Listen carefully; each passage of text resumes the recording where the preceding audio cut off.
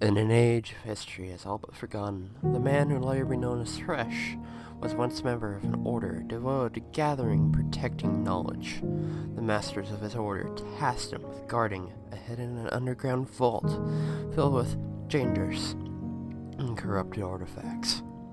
Thresh was incredibly strong-willed and methodical, which made him well suited for such work. The vault Thresh guarded was buried deep beneath the citadel, at the center of an island chain, and protected by runic sigils, arcane locks, and potent wards.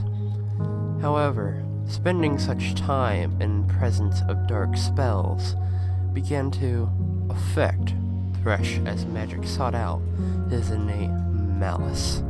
For years, the relics preyed on his insecurities, taunting him with his deepest fears and feeding his bitterness.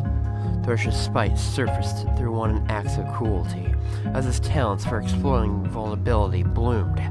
He slowly tore pages out of a living book, binding it back together.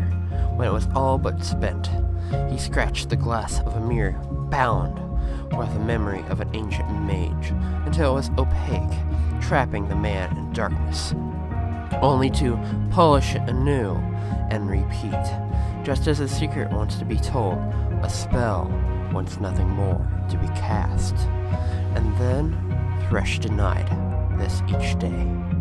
He would start to recite an incantation, and then slowly let the words trickle off his tongue, halting just before the last syllable. He became exquisitely skilled at covering all evidence of his cruelty, such that no one in the order suspected he was anything other than a disciplined guard. The vault had grown so vast that no one knew its contents as completely as Thresh, and the lesser artifacts faded from the order's memories, as did Thresh himself. The vault had many peculiar magical artifacts, but no people, until one day when a chained man was dragged into the sunken catacombs. He was a warlock who had infused his body with raw sorcery magic, which gave him the power to regenerate his flesh no matter how grievous the wounds. Thresh was delighted as his new ward, a being who can feel the full range of human suffering, but would not perish, a plaything he could torment for years to come. He started methodically separating the warlock's skin from his flesh with a hook and used his chains to lash and tear open the wounds until it healed. He took to wearing the chains as he patrolled the vault, reveling in the warlock's fear at the long, dragging sound of his approach. With ample charges to his torment in the vault, Thresh became even more distant from the order above.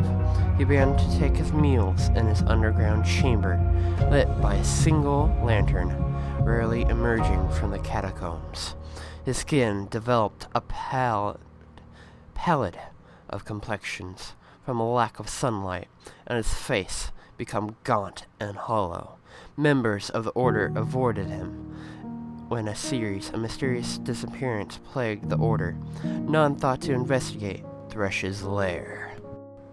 When the disaster known as ruination struck, magical shockwaves claimed all those lived on the isles and transformed them to a state of undeath. While others screamed in anguish, Thresh reveled in the ruin. He rose from the cataclysm as not but a human, but a spectral abomination. But unlike many who passed into the shadow world, Thresh did not lose his identity. Rather than pensioned for cruel torture, an ability to discern weakness was only heightened. He relished the chance to continue his cruelty without fear or reprisal, unfettered by the limits of mortality. As a wraith, Thresh could torment the living and the dead endlessly, delighting in the despair before claiming their souls for an eternity of suffering.